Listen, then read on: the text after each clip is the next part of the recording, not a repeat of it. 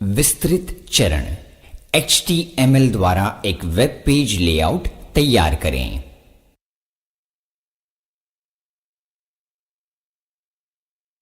एक आसान लेआउट तैयार करने के लिए टेक्स्ट एडिटर खोलें।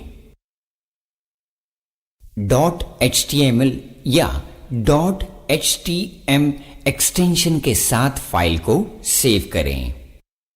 टेक्स्ट एडिटर विंडो में HTML कोड डालें। अपने वेब ब्राउज़र में HTML डॉक्यूमेंट चलाएं। वेब पेज लेआउट डिज़ाइन करना वेब डिज़ाइनर के काम का मुख्य हिस्सा है। इस ट्यूटोरियल में मैं आपको वेब पेज लेआउट बनाने के लिए HTML के मूल हिस्सों की जानकारी दूंगा। आइए मैं आपको बताऊं कि HTML क्या होता है। HTML हाइपरटेक्स्ट मार्कअप लैंग्वेज का फुल फॉर्म है और सबसे ज्यादा इस्तेमाल किया जाने वाला मार्कअप लैंग्वेज है। आगे बढ़ते हुए आप HTML में इस्तेमाल की जाने वाली मुख्य शब्दावली को ज्यादा अच्छी तरह समझने लगेंगे। आज मैं नोटपैड के इस्तेमाल से HTML फाइल तैयार करने वाला हूं। HTML फाइल एक टेक्स्ट फाइल होती है, इसलिए आप किसी भी टेक्स्ट एडिटर का इस्तेमाल कर सकते हैं। Adobe dream viewer, Microsoft expression web, coffee cup HTML जैसी कई टेक्स्ट एडिटर उपलब्ध हैं। फिलहाल मैं नोटपैड का इस्तेमाल करूंगा। नोटपैड खोलने के लिए मैं स्टार्ट आइकॉन पर क्लिक करूंगा, जिसके बाद ऑल प्रोग्राम्स, एक्सेसरीज और फिर मेन्यू में से नोटपैड चुनूंगा। एक खाली डॉक्यूमेंट के साथ नोटपैड विंडो खुलता है। कोड लिखना शुरू करने से पहले मैं फाइल को सेव करूंगा। इसके लिए मैं फाइल मेन्यू का सेव विकल्प चुनूंगा और फिर वह डायरेक्टरी ब्राउज करूंगा जिसमें मैं अपना डॉक्यूमेंट सेव करना चाहता हूं। यहां पर मैंने डेमो नामक नया फोल्डर तैयार किया है।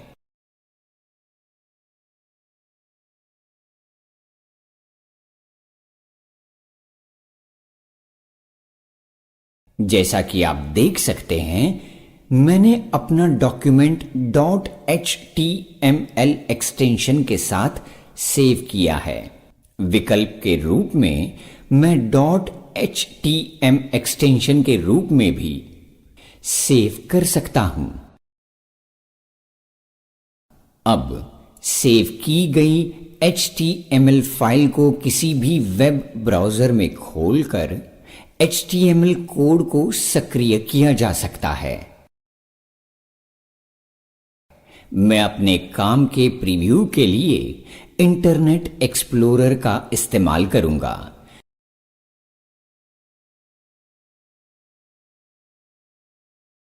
नोटपैड में मैं एंगल ब्रैकेट्स में बंद HTML टाइप करते हुए शुरुआत करूंगा।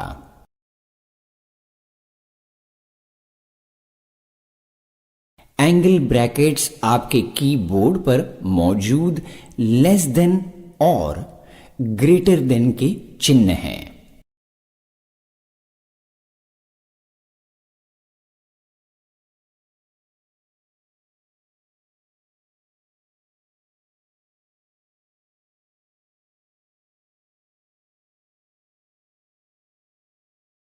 इन्हें टैग्स कहते हैं।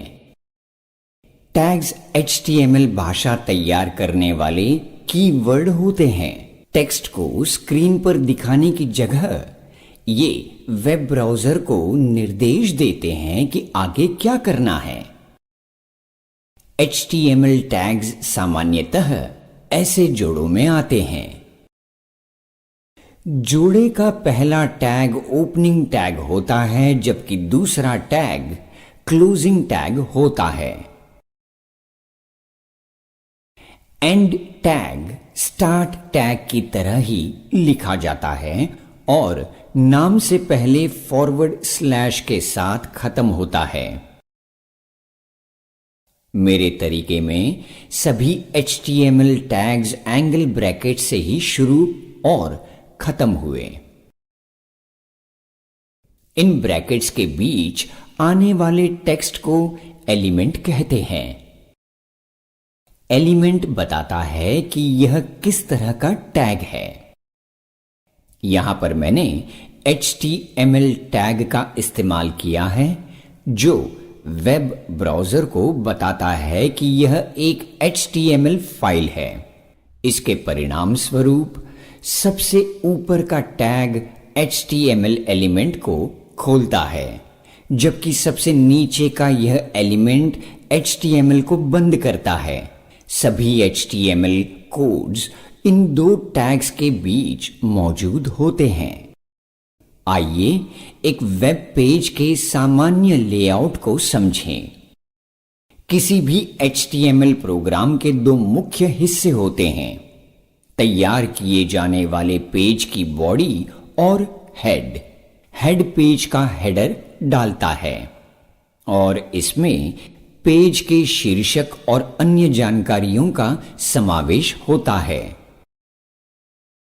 बॉडी के हिस्से में पेज की बनावट और अंदाज का समावेश होता है।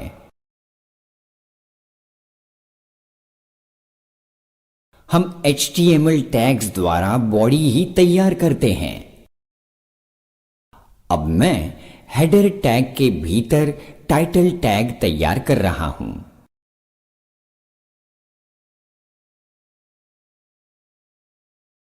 मैंने इसे वेबसाइट लेआउट का शीर्षक दिया है।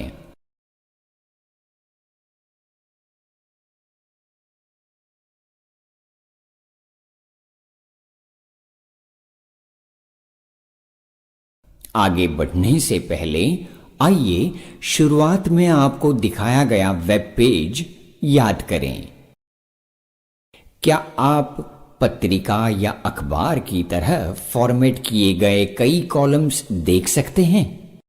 इस तरह के लेआउट को तैयार करने का एक आसान तरीका है HTML टेबल टैग का इस्तेमाल।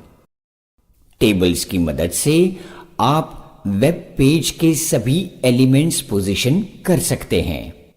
टेबल को टेबल टैग द्वारा तैयार किया जाता है, जो कि TR द्वारा पंक्तियों में और प्रत्येक पंक्ति TD टैग द्वारा परिभाषित कॉलम्स में बंटी होती है।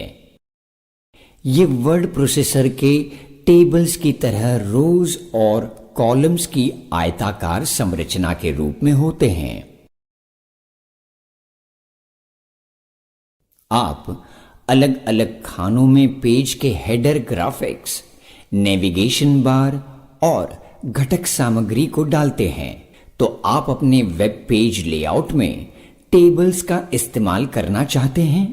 HTML टेबल्स के काम करने का तरीका समझना बेहद आसान है। मेरे ख्याल में आपको दिखाना जरूरी था कि वेब ब्राउज़र द्वारा दिखाए जाने पर टेबल कैसे दिखाई देते हैं, ताकि आप सोच सकें कि अंत में कोड खत्म करने पर यह कैसा दिखाई देगा। प्रत्येक रो TD टैग द्वारा परिभाषित डेटा सेल्स में बंटा होता है। TD का अर्थ है टेबल डेटा और इसमें डेटा सेल के घटकों का समावेश होता है। आइए टेबल की अन्य विशेषताओं पर नजर डालें। प्रत्येक टेबल का बॉर्डर होता है, जिस पर बॉर्डर एट्रीब्यूट द्वारा नियंत्रण रखा जा सकता है। इस बार मैं बिना बॉर्डर का टेबल दिखाना चाहूंगा, इसलिए मैंने वैल्यू को 0 पर रखा है। बगल के सेल्स के बीच की दूरी पर नियंत्रण के लिए हम सेल स्पेसिंग एट्रीब्यूट का इस्तेमाल करते हैं, मैंने वैल्यू को 0 पर सेट किया है क्योंकि मुझे सेल्स के बीच कोई दूरी नहीं चाहिए। लेकिन क्या आपने डेटा और सेल तथा सेल्स की बाउंड्री के बीच की दूरी पर ध्यान दिया? इस पर सेल पैडिंग एट्रीब्यूट द्वारा नियंत्रण रखा जा सकता है। लेआउट में मैंने सेल पैडिंग वैल्यू को 0 पर रखा है, जबकि डिफॉल्ट सेल पैडिंग वैल्यू 1 होती है। आप अलाइन एट्रीब्यूट द्वारा हॉरिजॉन्टल अलाइनमेंट पर नियंत्रण रख सकते हैं। मैंने टेबल को वेब ब्राउज़र के बीच में अलाइन किया है। आप विड्थ एट्रीब्यूट द्वारा टेबल की चौड़ाई भी तय कर सकते हैं।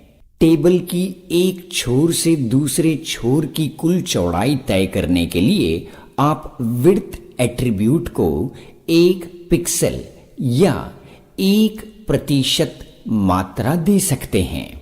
क्या आपने देखा कि तीसरी रो में मैंने कैसे कई टीडी टैग्स की मदद से 3 कॉलम्स डाले हैं?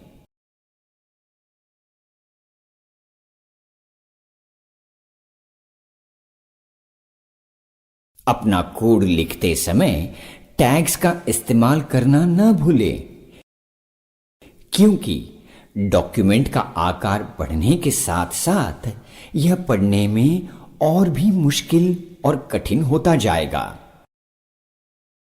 मैं एक एक करके सभी सेल्स को नाम देते हुए शुरुआत करूंगा।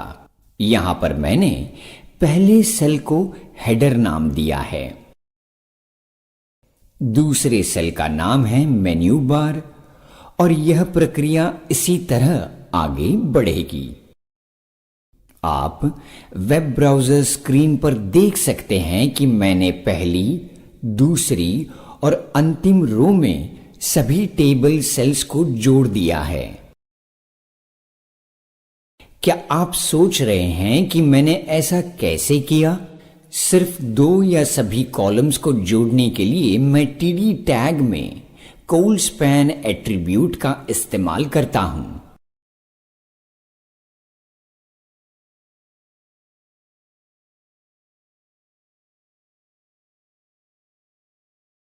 मैंने सेल की ऊंचाई के लिए हाइट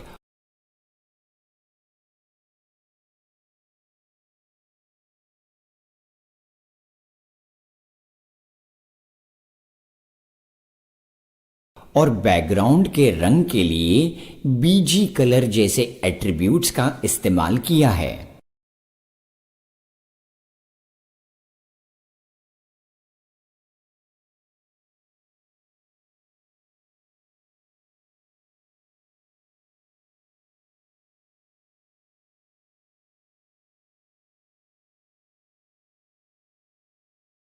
मैंने इसे काफी आसान रखा है और आप इसे अपनी रचनात्मक सोच द्वारा विकसित कर सकते हैं।